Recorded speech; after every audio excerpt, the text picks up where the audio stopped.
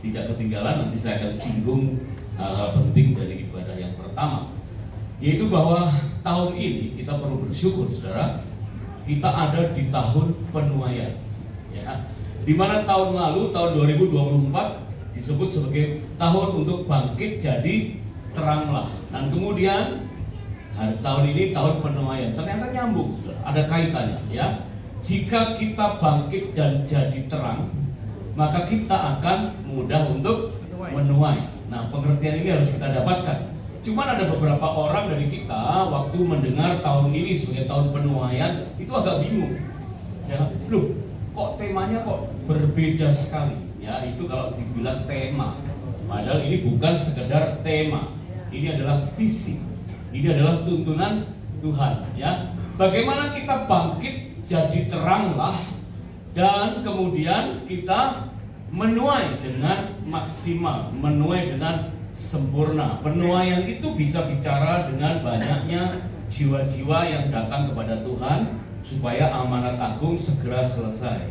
Tapi buat kita pribadi, menuai itu ya terserah kita mengartikannya, ya. Karena apa yang kita tabur itulah yang akan kita tuai. Jangan sampai salah menabur. Maka kita harus bangkit jadi teranglah supaya kita nabur yang baik, nabur yang benar. Supaya tahun ini kita menuai yang baik, menuai yang benar. Nah, ada dua rangkaian ayat yang gembala pembina kita dapatkan. Kita bersyukur Tuhan menuntun gereja kita melalui gembala kita, yaitu Bapak Pendeta Dr. Insinyur Niko Nyotola Harjo, mendapatkan tuntunan dalam Ulangan pasal 11 ayat 13 dan 14. Kemudian Injil Yohanes pasal yang keempat ayat yang ke-35. Ini dirangkai dengan satu pengertian tahun penuaian. Mari kita baca tuntunan Tuhan tahun ini. Demikian firman Tuhan, sama-sama yang keras, ya.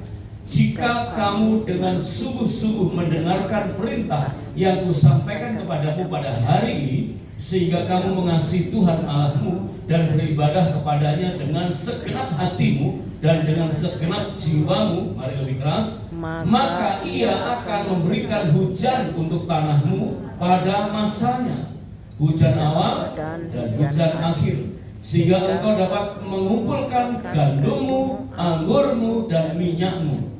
Bukankah kamu mengatakan 4 bulan lagi tibalah musim menuai? Tetapi aku berkata kepadamu, lihatlah sekelilingmu dan pandanglah ladang-ladang yang sudah menguning dan matang untuk dituai. Katakan amin.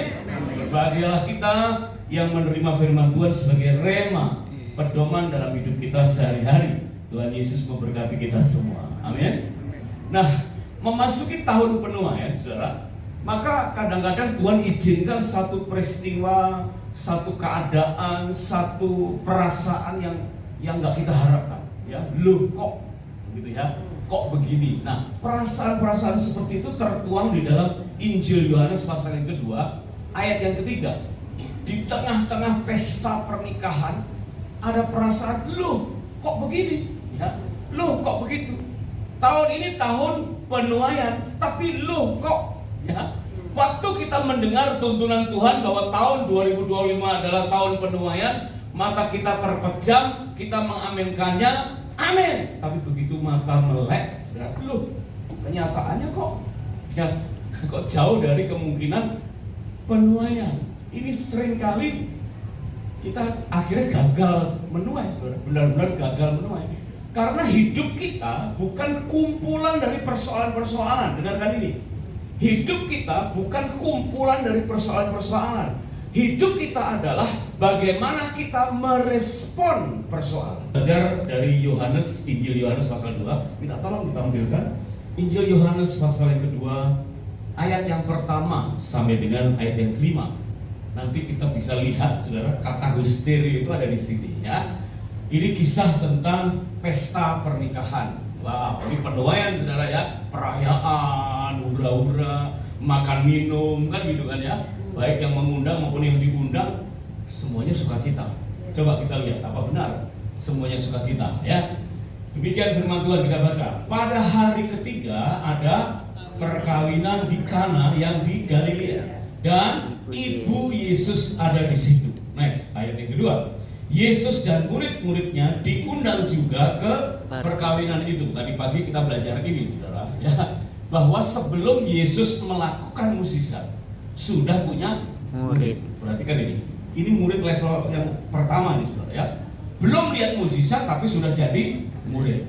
Nah, hari ini orang jadi murid tunggu lihat mukjizat, ya kan? Begitu lihat mukjizat baru percaya, ya. Yang lebih aneh lagi, saudara, udah lihat mukjizat tapi tetap nggak percaya. Nah, itu dia. Ini lebih aneh dari binatang bebek yang lehernya panjang, kakinya pendek. Tapi inilah, saudara, ya, level pertama, level yang paling indah, yaitu Yesus datang dengan murid-muridnya. Nah, ayat 3, lanjut. Ketika mereka kekurangan anggur, Ibu Yesus berkata kepadanya, mereka kehabisan anggur. Ayat 4, kata Yesus kepada Yesus, ya, kata Yesus kepadanya, kepada Maria, ya, mau apakah engkau daripadaku, Ibu, saatku belum tiba. Kalimat ini, saudara, penting sekali, saudara. Mengapa? Karena Ibu Yesus, si Maria, ya, adalah satu pribadi bersama dengan Yusuf tentunya, ya, adalah satu pribadi yang diintervensi oleh Tuhan.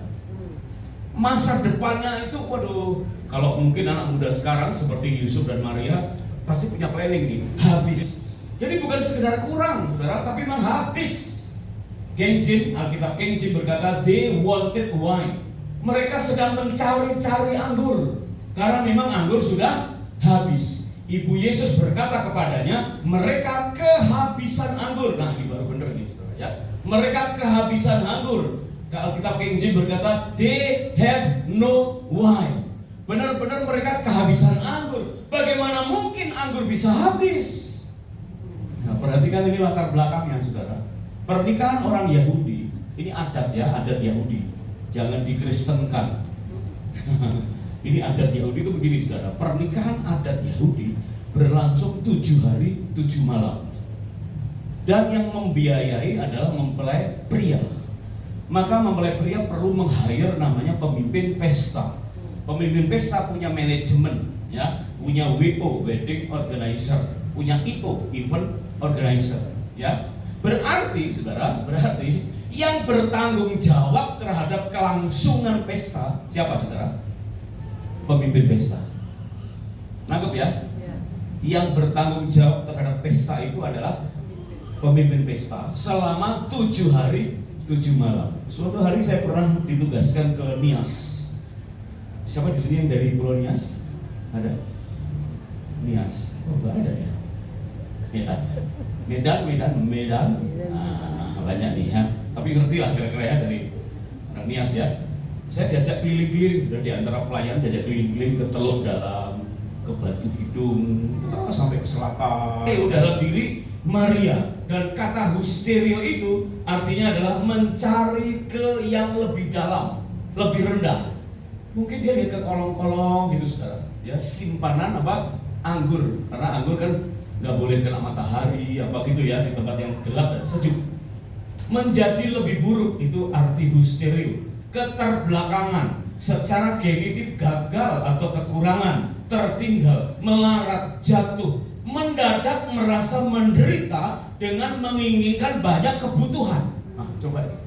Husteria itu adalah perasaan mendadak menderita. Loh, kok? Nah, gitu, saudara, ya. Mau menuai tapi kok, loh. Puji Tuhan, saudara. Itu perasaan yang diizinkan Tuhan.